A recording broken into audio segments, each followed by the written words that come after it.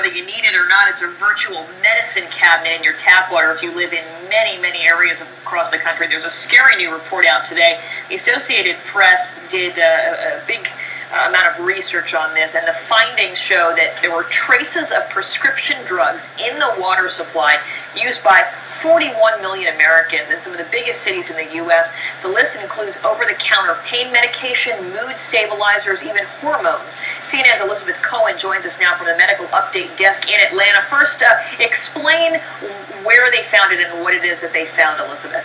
Well, the Associated Press, Karen, they spent 5 months investigating this, and they looked at various municipal water supplies. Not all of them keep track of whether or not they're pharmaceuticals, but the ones that do, they all had traces of various medicines. And I'm going to give you a list. This will give you some idea of the kinds of things that they found. For example, in Atlanta, where I am right now, they found that the water contained traces of antibiotics, blood pressure drugs. In Cincinnati, cholesterol drugs, they found a trace of one of those, and estrogen that women sometimes take for medicinal reasons. And in New York City, they found a trace of a seizure drug and an anti-anxiety drug. Now, to give you sort of the big picture, how many drugs did they find in the drinking water? In Philadelphia, they found trace amounts of 56 different drugs. In New York City, they found traces of 16 drugs, and in northern New Jersey, 13 drugs. Now, these are teeny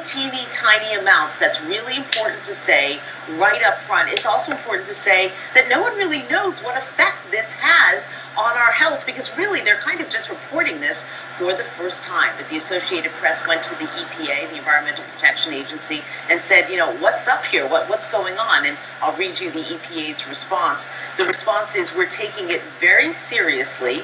We recognize there's a growing concern about the presence of pharmaceuticals in our water. We're evaluating the potential health effects of contaminants at low levels when they occur and how best to remove them. Now, I'm sure the question that right now is on everyone's mind is, how in the world did drugs get into our drinking water? Well, it's not very pretty, and I'll give you the sort of sanitized version. We all take drugs, and our body does not absorb 100% of everything. Some of it passes through our body, ends up in sewage. Sewage is then treated and ends up back in the water system. Karen? Right, and I think a lot of the questions also, you know, because it's an incomplete picture, I guess, to say, okay, so Philadelphia has caffeine and this one has this one. It's because some municipalities don't do any testing, some only test for certain compounds, and so you're not really necessarily getting a complete picture. But the other question is, what do you do with that information? Is there any way that you can find out how detrimental it may be? And also, is there any way you can avoid ingesting it if you find yourself concerned?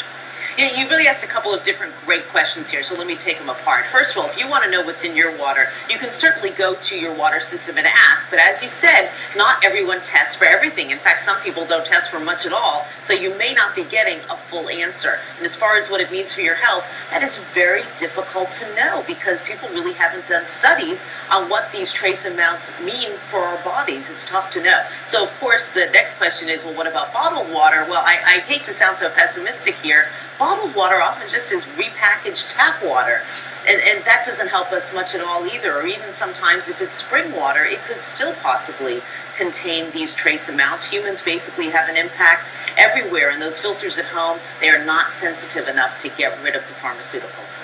Yeah, we actually brought it, our American morning water purification. I guess this does us no good either, Elizabeth. So, you know, we are going to be asking about this throughout the morning, how concerned people are. Again, if you don't really necessarily know, you're talking about trace amounts, and they haven't done a ton of research on exactly what that means for us long term. But fascinating nonetheless, and a great investigation by the AP. Thanks for breaking it down for us, Elizabeth.